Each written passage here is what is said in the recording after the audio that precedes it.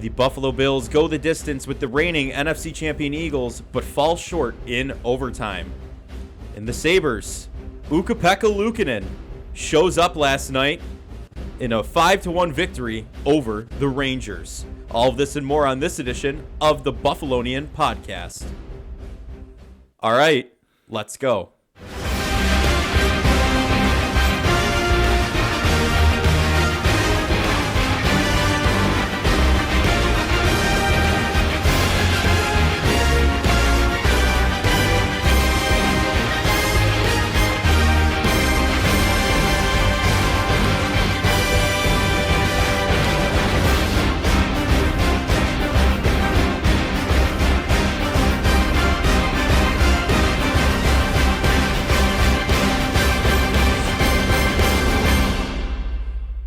We are back with the Buffalonian podcast. I'm Joe Callie, and as always, I'm joined by none other than Dom Loss. And Dom, we are coming off a loss for the Bills. No pun intended there. Dom Loss and a loss, but we're coming off a loss for the Bills. Not the same kind of loss as that Broncos loss, where it really was doom and gloom. Yeah, they are 6-6 on the season, right? They're about a 33% chance to make the playoffs, according to the analytics. But that game was a statement. Josh Allen went crazy. The offense looked great, the best it's looked in a while. I mean, just before we roll into everything, or if you want to roll right into the Dom 5, whatever you want to do here, what do you think? Yeah, it's definitely a tough loss. Kind of a game they deserved to win. The deserve-o-meter probably was heavily on the Bills' favor, being ahead in the turnover battle. Yeah. Over 100 more yards than they did, a lot more time possession, and they won the field position battle as well. So, yeah, I mean, it's just a tough loss to lose on the road. Especially to a good team like Philadelphia. Kind of just feels like they deserved a better fate than they got, and yeah, it's tough. I mean, it's definitely, out of the 6 losses, I think I was chatting with the producer before the show, it's definitely a tough loss, but it's probably their best performance in a loss. It is. In my mind. So you walk away feeling better about this loss than you have the other ones through the season. It's just having this loss be number 6, yeah. I think just means, and how it is in the type of season, definitely impacts the feeling after the loss. Yeah. But yeah, if this was loss number 3, I'd feel a little more enthusiastic about it. But yeah, just how it is. It's just a tough way to go. But on to the Dom 5 with no highlights this week. Yeah. Playing not to lose must end. The Bills, just in the biggest of moments, just always seem to have fallen short this season. Mm-hmm. They're not always like this. I believe they're now 28 in the McDermott era in one-score games. Yeah. I don't know if that's 2018 on or is 20. I believe it is 27. I believe it is McDermott, not Allen stat. But obviously the 2 years. I mean, they went 2-6 in 21. I'm blanking on what they did last. I think they won 6-3 last year or something like that. So this year, obviously, they have 6 one-score losses, and just honestly, just not very good enough. Yeah, it's tough to go from here. I think they're 2-6 now on the season in one-score games, and 0-6 in overtime. It's just the situation of the 20 seconds and one timeout. Feel like you got to give your star quarterback a shot. I think they were playing a little too scared there. I think the 59-yard field goal freaked McDermott out. I think he said that a little bit in his press conference on Monday about how if somehow they go there and they turn it over, like knowing that Elliott was good from 60+, they would immediately been in striking distance to win the game. But again, I think that's playing scared. I think it's not so much the decision to kneel the ball, it's the use of timeouts, icing the kicker, using a timeout, I believe, on the 3rd and 17. Yep. They could have potentially had 3 timeouts in 20 seconds, which you could have done anything, and it's very easy. I didn't say it's easy, but I also think last week, before the first half against the Jets, we saw them really struggle in a very similar situation to try and get in field goal range, and then through a Hail Mary that was picked, and then it was actually a pretty decent return. We saw the Miami Dolphins game. So yeah, I mean, I just think they risk versus reward at that point. It just felt like they played a little bit too conservative at the end of regulation, played for overtime with a gas defense, and they got the ball first, and they couldn't get the job done. Yeah, and I mean, at that point, you're playing for overtime, but since Josh Allen's been on the team and through McDermott, you're 0-6 in overtime. So at that point, if you you didn't call that timeout. They were racing the kicker out there, but you called the timeout, gave him time to group. You didn't call that second timeout. You would have had 2 timeouts of 20 seconds. You've seen a team do that in 13 seconds to the Bills. So, I mean, like, you can not easily, like you said, but there was a path to go down and score. Just even get in the field goal range and have Bass. I mean, yeah, he missed that one and got one blocked, but give Bass the opportunity to win the game, and then you're in overtime anyway. Yeah, they just didn't have the trust in him. So on to number 2, please, sir. Hurts is better than Allen. And I'm sorry. Whoa. I'm sorry. I have dyslexia. Yikes. Allen was better than Hurts. Allen, I think, is a better overall quarterback than Hurts. It's not. This isn't a slight at Hurts. I also think it's funny looking at the statistics after the game that Hurts had a 96.2 passer rating and Allen had an 82.1. But if you look at their QBR, Josh had an 83.1, which is elite, and Hurts had a very mediocre 54.2. I don't think I've ever seen a QBR at 83.1 kind of outdo a passer rating. I think that's kind of it's kind of bizarre between the two stats. But yeah. I think just eye test wise, I think Allen was significantly better. He made 6 big time throws according to PFF, which is the most any quarterback's had in the game this year. I think he's tied with Dak for one of the games. I mean, he had a 93.3 grade. Hurts, again, I think Hurts played amazing in the second half, and you give a lot of props to him, but he was god awful in the first half. And I think Allen's stat line is, you take it back looking at what he was dealing with the weather, also with the drops. I mean, James Cook dropped a touchdown. There was a little bit of a bad throw to Kincaid. That was a big gain. There was multiple, other situations. I think Murray may have had a drop. Diggs had a drop. Gavis had a ball that he kind of could have caught as well. Obviously, the miscommunication at the end of overtime. I mean, not at the end of overtime, but in overtime. So there was multiple, like, the stat line of 29 under 60% completion percentage really doesn't tell the whole story. He played significantly better than the stat line suggested, also having 81 yards and 2 touchdowns on the ground. Both good running players. And they're both fantastic quarterbacks.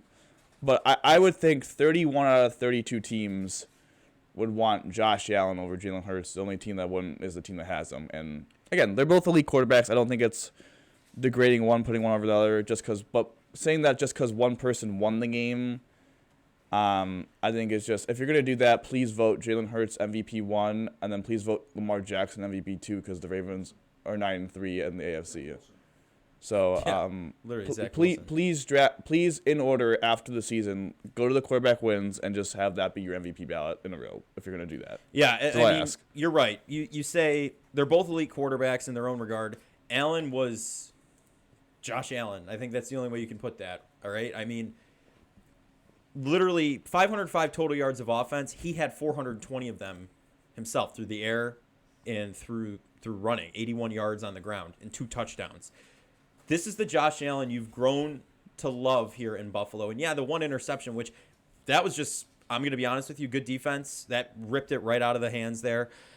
It's tough because I do this to myself. I watch the national media after these games, and everyone's like, oh, Allen threw that interception. He's the turnover machine. And I'm like, yeah, but when you throw the ball 51 times, you have 51 pass attempts, what are you expecting? Yeah.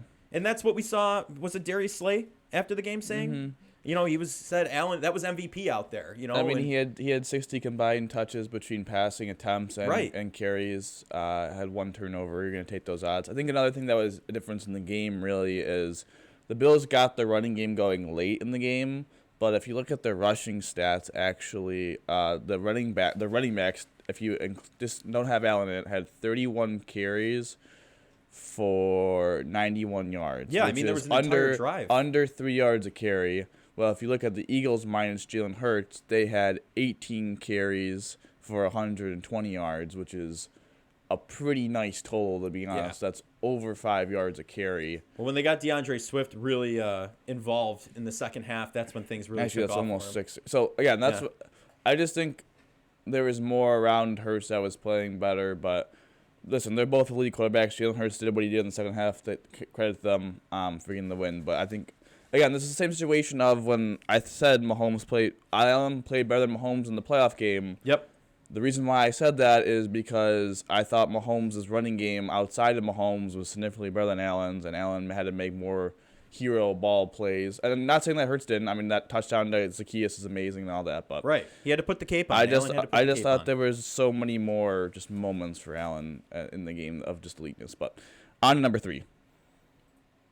Special teams matter, man. I mean, special teams matter in the biggest way. Yeah. Sam Martin, again, just awful day again. Did he go down to 32 yet? I know we said he was at 31 I didn't look last at that. I don't week. care to look at that. He had 4 punts for a 42.8 average, and honestly, his best punt of the day was a 54-yarder that got returned 18 yards, so we did a 36-yard net on that one. So, yeah, awful day for Sam Martin again. I don't even want to talk about Tyler Bass versus Jake Elliott. I mean, listen, Jake Elliott, 59-yarder in the same direction Tyler Bass missed his 48-yarder. I do think seeing what happened at Tyler Bass's kick helped Jake Elliott, because you saw that Jake Elliott started his kick a little bit more to the left and it was tailing right. I think you saw what happened to Bass's kick, how it tailed right. So obviously there was some advantage, some competitive advantage there for sure. But Absolutely. I mean, that's a 59-yard field goal. I mean, you miss a 48-yarder. Just gotta have to kind of have it. Would have put them up 20-7. Kind of would have felt like there was some momentum still, and all of a sudden the Eagles score, and it's a 3-point game again. The 34-yarder, it's a great play. I don't know truly enough about kicking, but it just feels like 34 yards on a block kick. I don't know if that's on the kicker for kicking it too low, and he just got to kick it higher, or is it just a special teams error? Either way, it's a special teams error. Yes, exactly. So, again, returning wasn't really all that bad. I thought Shakir was solid, and then he muffed a punt. He actually did muff a punt, so that was actually negative, and then he just picked it up. And Isabella had a nice return, 25 yards to the 30 on his one kickoff. But, again, you need that third phase. And giving up an 18-yard, yeah, they did not have a great day No. in that category. But No, I don't really have much more to say, so we can move on to the next it one. was Jake Elliott, good, my fantasy kicker. Thank you for the 5 points. Listen, but, what a dog. 59-yarder in that. Again, in that's another thing conditions. I say about the Hurts thing is that, like, if that kick didn't go through, we'd have a completely different discussion, which is whatever. On to number 4. Oh, boy. The refs do the Bills no favor. It was a one-sided game calling-wise. I think in the second half it got a little bit better.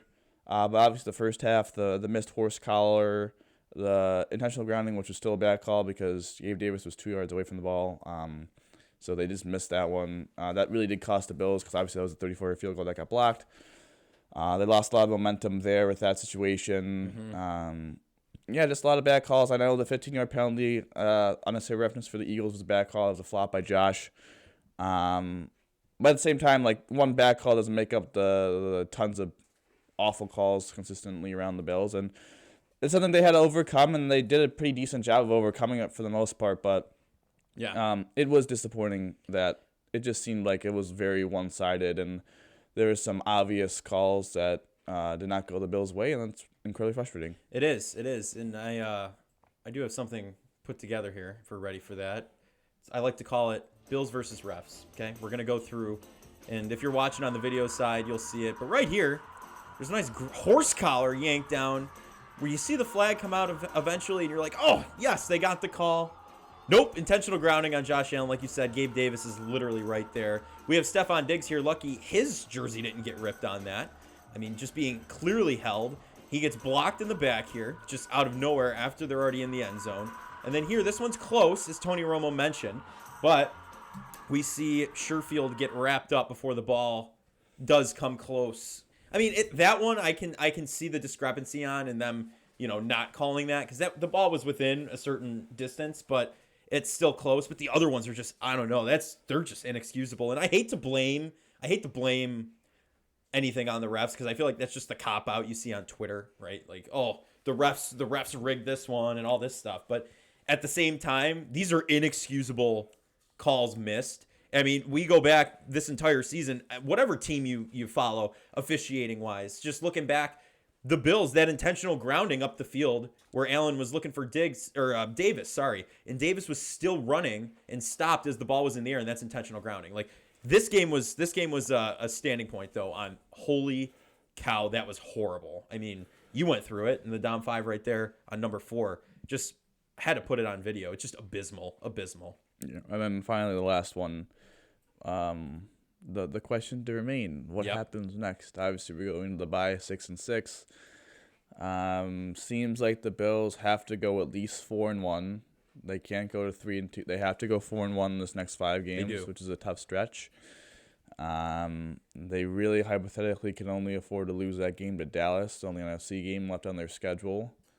Don't feel like they could afford to lose any AFC games, and it's a tough situation to be in. But I think we saw a lot. I think the result of the game will be negative, and what happened at the end-ish of the game and with the refs will always be a negative view. But there was a lot of positives. I think the first half defense was a positive. I don't know what happened in the second half. You got to give credit to Philadelphia for adjusting, but felt like the Bills kind of it felt like Philadelphia was one step ahead of them on the offensive side of the ball. Yeah. But offensively, I think while McDermott gets a lot of hate, I think rightfully so for his, how the defense fell apart in the second half, how his in-game choices. Yeah, his game time decisions. I do think we haven't given him enough credit for the fact of he moved on from Ken Dorsey and went to Joe Brady. I think while that looked scapegoatish at the time, even I was saying it was scapegoatish,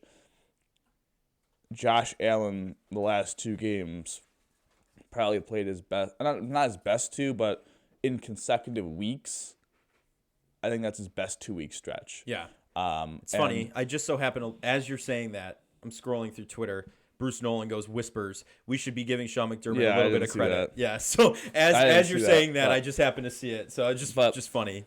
Yeah, I think it's a situation where, I think we fault McDermott for a lot that's going on, and I think a lot of people's next question would be like, why didn't they move on from Dorsey sooner if this was the case? And it's like, well, it's a year and a half. That's kind of, early to move on from an offensive coordinator in itself. So, we could have a debate about that, but looking from what Joe Brady is talking about, I think we should give McDermott a little bit more credit for that. But at the end of the day, they need to get hot at the right time. And listen, they're 6-6. They got to go at least 10 wins. They got to go at least 10-7, and we'll see if that is doable. I think they do have the squad to do it. I agree. I think you just saw them go toe-to-toe with, arguably, you could make a case for one of, if not the best team in the NFL on the road in bad conditions that you would think would favor the Eagles and their play style. So they could do it, but they got to play their best football for 5 consecutive weeks now after this bye, and how inconsistent they've been, that's tall order.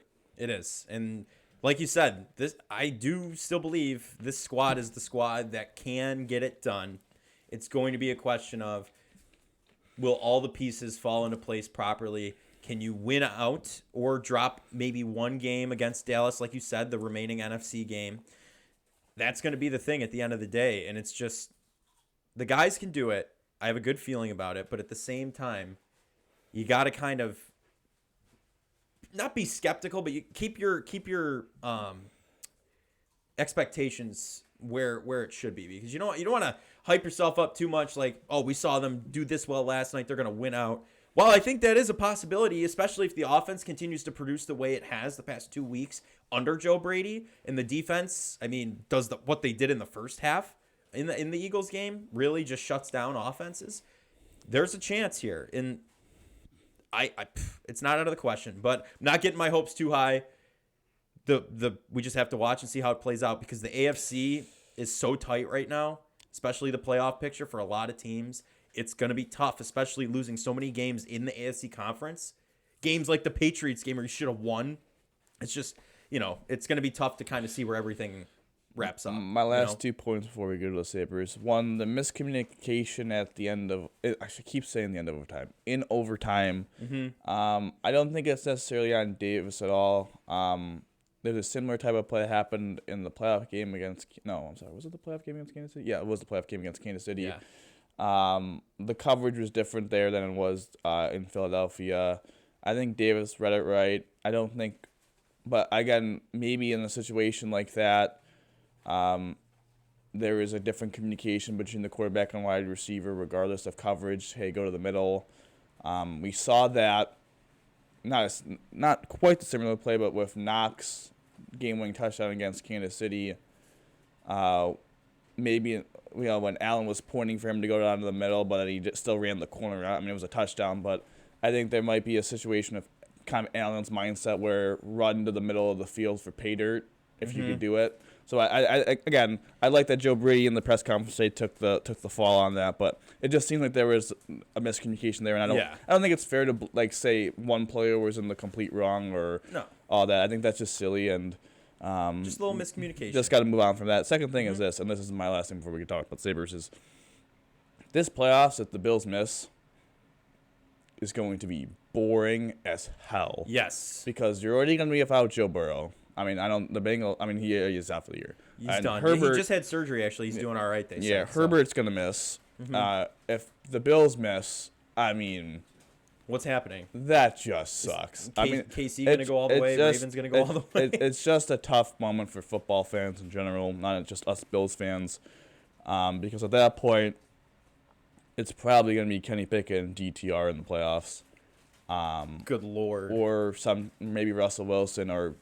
God forbid Gardner Minshew. So that's at least CJ Stroud is came on and made it like at least 5 interesting quarterbacks. But yeah, already with the mess that's happening in the NFC, I mean the AFC not having, it's just that would just suck. But right. Can I ask a quick question, real quick, before we move to the Sabres? Sure.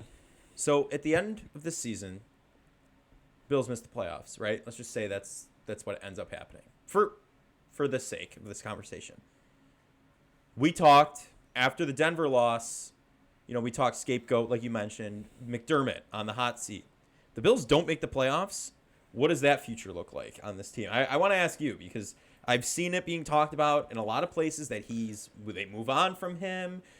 People are already saying Joe Brady needs to be head coach. That's ridiculous. He's had 2 games as an offensive coordinator for the Bills. But where's your head stand on that? If the Bills miss the playoffs, what happens with the head coaching position? I think Sean McDermott will coach the team in 2025. Yeah?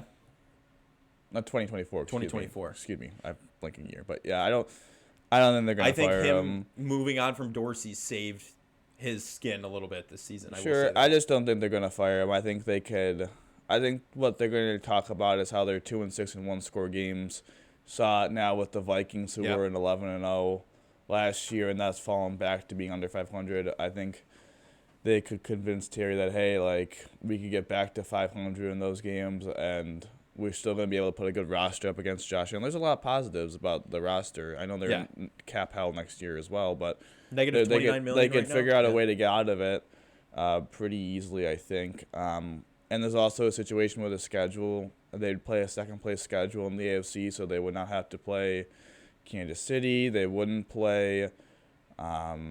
at the moment, Jacksonville. Yeah. I'm sorry, excuse me, I'm wrong about that. They play the AFC South, so they would be playing Jacksonville. Well, they could march their way through the they wouldn't season. Be playing Kansas City. They would not be playing Baltimore. Heck, they would avoid playing Cincinnati. They would play the NFC West, and then they would currently play the Vikings in the NFC North as the 17th game. Mm-hmm. So the schedule is actually pretty favorable. They'd play Denver and I'm blanking. I think Pittsburgh is the second-place team in the AFC North. It might still be Cleveland, but one of those 2 teams that doesn't like you wouldn't play Joe Burrow either. So I think they could talk. I don't think they. Listen. As much as I'm on a 6 out of 10, I think I would fire McDermott. I don't think they're going to do it. Has it simmered down in your head a little bit from what it was a couple weeks ago? I mean, I don't know. I think that was just an emotional reaction. I think it's built a little. It's actually built a little bit more. Yeah. But I'm a 6 out of 10, but I don't think they're going to do it. Because I think they could convince Terry that it's just a down year, sucks. It's unfortunate for us fans, but they could bounce back very easily on 24. Obviously, if they don't do that, I think he's good as gone. Yeah. But also, it just comes down to the situation of who would replace. I hate being the guy like a lot of other. No, but you're firing your defensive coordinator. A lot of beat report. I don't care about that. A lot of beat reporters are talking about how be careful what you wish for. I don't care that much about that. It would just be like, I don't think hiring a first-year off head coach is really a great idea. I would want someone who's a little bit more experienced. Mm-hmm. Maybe if you could get Jim Harbaugh from Michigan, but. I guess Ben Johnson or the offensive coordinator from Houston, who would be a first year, I think that's dangerous, but maybe more offensive mind. But, Yeah, I don't think they're going to fire him regardless. I guess as long as they go like 6-11, yeah, I think he's gone. But if they're competitive down the stretch and they miss out by a game, go 9-8, 10-7. Yeah. No, I'm kind of right there with you on that, honestly. It's died down a little bit in my my head. But moving on to the Sabres here, we'll talk some more. Well, actually, just a housekeeping note, we're taking a bye week as well from betting on the Bills. So we'll be back next Friday to cover them and some other games from around the slate. So we're gonna join the Bills in the bye week. And we're gonna move on to the Buffalo Sabres. I mean, last time we talked, let's just run through the results. Lost 4-3 to the Capitals in overtime. They won against the Penguins 3-2 on Friday. On Saturday, they lost to the Devils 7-2. That was rough. And then last night, they beat the Rangers 5-1 with UPW in net. So, I mean, I guess I know we always start these segments off, but like, after a week like this, are they 500? They're 10-10-1. Is that what they are? 10-10-2. 10-10-2. Right, 2. What are you thinking? They still got to hit another gear. 500 is not good enough, but it's not the worst week in the world. But to blow a game against a bad team in Washington on the road is tough. And then to get curb stomped by New Jersey is just very unacceptable. But it's not the worst week in the world. But we have a new kind of thing with the Sabres, better organization for us. Not down 5 because 5 takes would be a lot, but down 3, I don't know. Down 3/5, I don't know. I'll think of a name, but 3 takes. Number 1. Benson deserved to stay. Obviously, he had that sick goal against Washington, probably the greatest first career goal I've ever seen in my entire life. Yeah. Obviously, coming from a biased Sabres fan. But he deserved to stay. I think you could really see his two-way game. I really liked the line of Cousins, Peterka, and Benson yesterday against the Rangers. And yeah, I think him playing at this high level, having that two-way game, it's very similar to what Jacqueline was doing last year. So I think that's very exciting. Obviously, maybe not have the points or even the goals, obviously only having 1, but I think those will eventually come for him, and they're playing very well with him on the ice. So I think, and he also played a lot in the third period in a 1-goal game for most of that third period yesterday against the number 1 team in the NHL, I believe, in points. So very impressed by him at such a young age, and very excited to see the future of him. Yeah, I mean, like you said, that first career goal for him, that just, I don't know, makes a grown man want to cry, right? You know, right through the legs. It was just, that's what you want to see. He did deserve to stay. They activated the first year of his rookie contract, technically, with him playing that 10th game, but that's what you want to see. You want to bring the young guys up, give them the opportunities. Don't play them for 4 minutes and then send them out the door, back down. Listen, I'm happy with Benson. I think he's been great, so I'm right with you on that. Yeah, and on to number 2. Lineup choices are amateur level. I don't understand what's going on.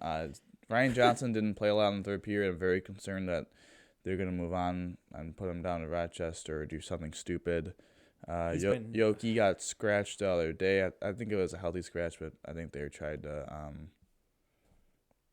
they tried to make that a little bit more of he was sick and they needed conditioning. They scratched Kulik yesterday to run 11-7, citing that he needed to play 3 games in 4 games. 3 games in 4 days, excuse me, but Rosine was doing the same thing, so I don't fully understand that. Again, trying to stay positive with this, but it just seems like it's not that hard to run a 12-6, and they're just kicking.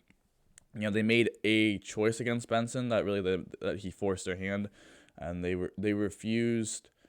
They just refused to make a very difficult decision of which one of the defensemen they're going to scratch, and as long as it's not Ryan Johnson, Darlene, and Power, I'm fine with it. Like, I don't think Samuelson's played very well this year. That contract is yeesh. Yeah, no, not good. I could care less about Clifton. Had one of the worst games I've ever seen a defenseman play against New Jersey. Everyone knows I'm not a big Eric Johnson fan. I actually don't mind Yoki Haru this year. I thought he played really well, actually, against the Rangers. So, actually, I would be bothered if Yoki Haru would be the one that would be scratched. But pick one of the 3 and just scratch him, and let's play the guys. I give credit to Olsen. He's turned around and played very hard. Maybe he's working his trade value up so they could trade him. Golofson. But I just run a 12-6. This isn't that difficult. please just run a 12-6. And then when you get Greenway back, maybe we could see Rosine and Kulik stay and have maybe they send down Levi to open up that roster spot. I don't know if he's actually an IR or if Tage comes back and we could rotate 21, 28. Obviously, 28's already injured, but 21 could get some time off also, to get his wheels going again. So, but just line decisions. I don't understand why they keep running 11-7. Just please run a 12-6 and just make a tough decisions. Yeah, no, 12 and 6 should be what they're doing. We texted, in a group chat last night. A lot of our, high school friends, just no one seems to understand what exactly is going on. You're right, amateur level. And the fact that we're even saying Ryan Johnson can be sent down is frustrating to me because genuinely he's shown himself out here. He's proven that he was NHL ready. It's gonna come with growing pains, but we make the joke, right? They bring him up, he plays well. Wow, it's almost like he's been NHL ready, and that's when he's been touted as since being picked up, right? Like that's the whole point. You don't want to see guys like that go down. And you're right, Olofsson might be just working up his trade value. Maybe they're going to try and get something for him. But I think these lineups definitely 12 and 6 is the way to go. And let's go to at least amateur pro, something like that. I don't know. Maybe not full pro. We're not going to expect the world, but let's bump it up a little bit. That's where I'm at. Yeah, and then my last one, my third one is. I just don't know if they have the pressure are they trying to win? Do they have the pressure to win? I think maybe us as fans have I don't even know if higher expectations is right because the team keeps talking about they're a playoff team, but it's a situation maybe very similar with the Bills where if they miss the playoffs, are they really going to clean house? If the Sabres miss the playoffs, are they really going to clean house? I think every fan would say yes. Maybe they don't have that pressure. I don't know, but it just feels like UPL, as much as I doubted him and I thought they should move on from him, Goalies are voodoo. He deserves to have the crease. That's the reason why they kept 3 goalies. Is because they didn't know which one was going to take the crease. He took the crease. He deserves the majority of the starts. I think that easily clears Comrie to have kind of a backup role, and I think that easily shows that Levi needs to go down to Rochester. Again, he's not going to get the opportunity to develop, and he's also just not playing well enough to help the team win. Again, are you trying to win, or are you trying to, step on feathers, walk on eggshells, as someone would say? Yeah. That's another easy decision I would make. Obviously, maybe they're waiting for some of the forwards to get injured. To come back from injury. Mm-hmm. Again, with the defense, it's just the frustration of this team is that they're just so focused on. I just not hurting people's feelings. It feels like that they just need to do what needs to be done, with the whole Levi and goaltending situation, the defense situation, playing the younglings in the forward group. It's very frustrating. I think yesterday we saw a really nice change of pace, more a high event type of game. They were getting the saves from UPL, which they weren't getting last year. I think that's the difference, is that this year they haven't been able to produce offense because I think they've just been so focused defensively. And that yes, as fans, do they need to tone it down maybe a little bit, but they toned it down so much where their offense is they're generating at a bottom 5 pace. Yeah. And they just need it. Their biggest strength is their rush offense. Do they need to get better defending rushers? Sure. But they're getting the saves this year, and I think they need to go back maybe into that and go heavier into rush offense. This is a question if they're trying to win or not. And that's incredibly frustrating having to say out loud, but it's true. It's a valid question. And at this point, you're right. They have dialed back the offense to the point where they are producing at a bottom 5 level. That offense, yeah, you used to give some stuff up, right? With that high-flying, high-excitement, fast, super fast-paced offense. You gave up some defensive stuff, right? At this point, that's what made the team competitive. That's what made the team fun to watch. That's what made the team gave him that edge, in my opinion. You know what I mean? And now you're taking that away at that point to help out, to focus on the defense. But you got to go back to the formula that was winning you games last year, getting you a game out of the playoffs, right? You're 1 game out at the end of last season. You're 500 right now, 10-10-2. I think you got to pick up the pace on the offense a little bit and get the production going again. And of course, once everyone's healthy again, I think there will be a production boost if they come back out at full strength. So, but I'm with you on that. They got to dial that up a little bit to bring it back. Yep. And my final bonus take. Patrick Kane signed with the Red Wings. 1 year, $2.75 million. Again, pretty pleased that it's not with the Sabres. Guess what, though? We're going to a game December 5th, and that just so happens to be the Red Wings game. Yeah, I don't know when he's supposed to come back. Obviously, people haven't done well with the hips resurfacing surgery. Yeah. So I have Nick Backstrom. So good luck to you, I guess, Patrick, but not too much luck because you're playing for a division rival. Yep. Happy that he didn't sign with the Sabres. Me as and well. They didn't go in, and I would assume that they had a 2-year, multi-years, and they gave it to him. I think he might be a Sabre, but I guess good for Kevin Adams for not doing that. And our last part of this segment will be that the Sabres play in St. Louis on Thursday, in Carolina on Saturday, and at home against Nashville on Sunday. Should be an exciting 3-game slate. Kind of need to get rolling here. Obviously, Joe alluded to it. They're back to being a 500 team, but 82 points is not going to make the playoffs. You got to get at least, I think, another 15-plus points than that. So they got to start making it up and going on a little bit of a run here. And I would say my MVP of the week will be Zach Benson. I think he pots 3 goals in 2 games, and I really liked how that line played. I think Cousins is kind of lost the face shield or whatever that was. I don't know what that was. What's it called? A bubble? A bubble? Was it really called a bubble? Yikes. The bubble popped apparently, and he doesn't have it anymore, which is great. Yeah. I think Paterka's putting easily. You can make a case they're second best forward behind Milstat.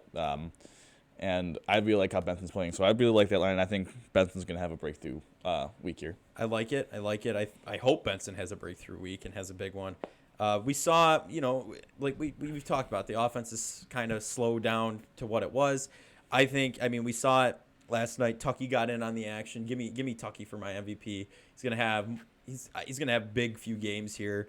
I think he comes out as a multi-goal scorer, especially in the Blues game, Hurricanes. He's going to be a big part, especially on that top line. Middlestat, too. I mean, there are a couple guys you could go with here, but I'm going with Tucky here. I think he's going to have a big week. And then next Tuesday, we'll chat about the Bills. Well, no, we won't chat about anything with the Bills. We'll probably talk primarily Sabres and how the AFC is looking after next week. And then we go to that Red Wings game. Maybe we'll see Patrick Kane, how long it takes him to go. We don't know. Probably not, I would assume. But it shall be interesting. But I think it's time we chat for the last few minutes here on the Buffalonian Bowl broadcast. So if you are a follower on the video side of things, on the YouTube page, you may have seen us go live on Saturday. Saturday morning? Yeah. Saturday morning.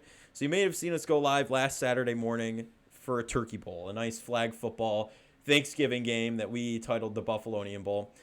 Underestimated the temperature and how batteries do in the temperature, so we only got to halftime on the broadcast. But that's something we will be doing in the future, and we saw some positive numbers on it too. People commenting they liked it, so I'm all for that. And if you guys like it, comment. And Dom, you played in it. What'd you think?